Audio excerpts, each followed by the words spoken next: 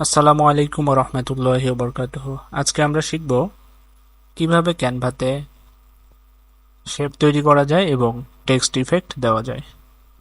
এর জন্য আমি যে কোনো একটি লোগো সাইজ বা অন্য যে কোনো একটি সাইজের আর্টবোর্ড নিচ্ছি, কারণ গত পর্বে আমরা আর্টবোর্ড বানানো শিখেছি, তো আজকে আর আর্টবোর্ড নিয়ে আমরা কথা বলবো না।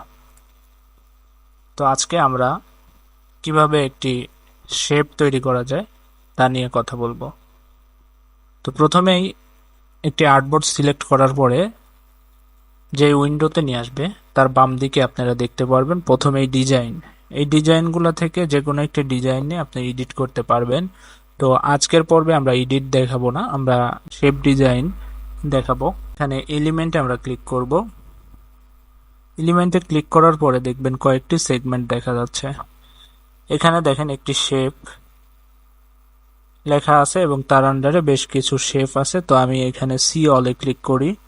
সিওলে ক্লিক করলে দেখবেন অনেক প্রকারের শেপ বিল্ট ইন ভাবে ক্যানভাতে তৈরি করা আছে। তো আমরা সাধারণ কিছু শেপ নিয়ে কাজ করব। তো আমরা এই টাইপের একটা শেপ নিতে যাচ্ছি, যেটার স্কোয়ার বাট চারপাশে কিছু রাউন্ড আছে। তো এখন এই শেপটি নিলাম। এই শেপের কালারটাকে চেঞ্জ করব কিভাবে, এখানে কালার পিকারে ক্লিক করব। যে কালারটি পছন্দ হয় সেটি আমি সিলেক্ট করব। আমার এই কালারটি পছন্দ হয়েছে।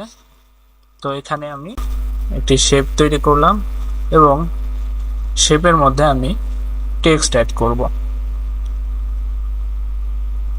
সাপোজ আমি একটি ফেভিকন তৈরি করতেছি।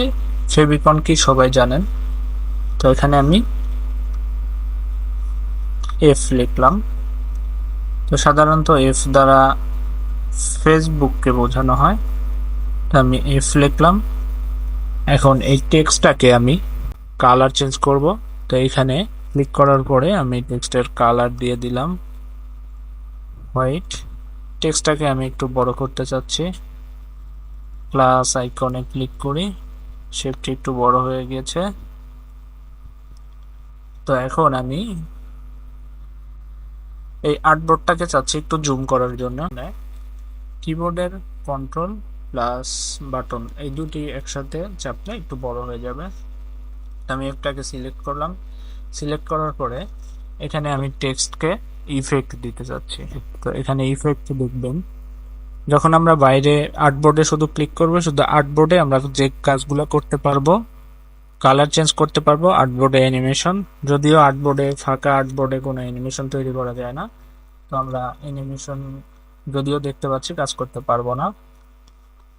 এখন আমরা যদি এই টেক্সটের উপর ক্লিক করি, তো টেক্সটকে বিভিন্ন ধরনের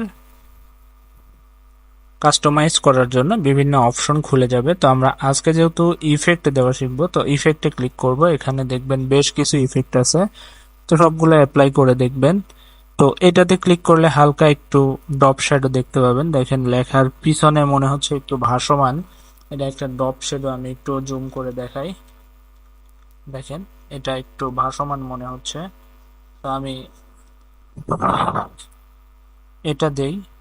এটা দিলে দেখতে পাচ্ছি যে আমরা আর একটা ইফেক্ট অ্যাপ্লাই হয়েছে। এটি ক্রিয়েট করি, এটা দেই এবং এই ইফেক্টটা দেওয়ার ফলে এই ইফেক্টটা সবচাইতে বেশি ইউজ হয়।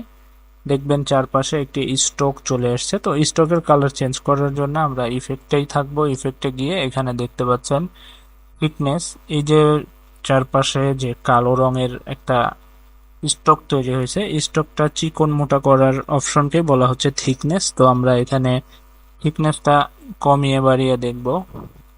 আমরা থিকনেসটা বাড়িয়ে দিলাম। তো এখানে দেখেন কালার আছে, তো আমি এই কালারটিকে চেঞ্জ করে দিব। কালারটি চেঞ্জ করে আমি দিলাম হলুদ।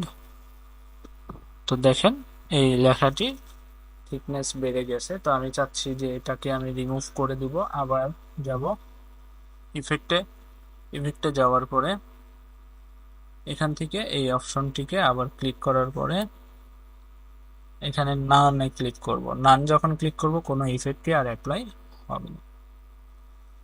তো বন্ধুরা, আজকের এই পর্বে আমরা যে জিনিসটি দেখতে পেলাম যে কিভাবে একটি আর্টবোর্ডের উপরে একটা শেপ ও টেক্সট নিয়ে কাজ করতে হয় এবং টেক্সটকে কিভাবে ইফেক্ট দেওয়া যায়।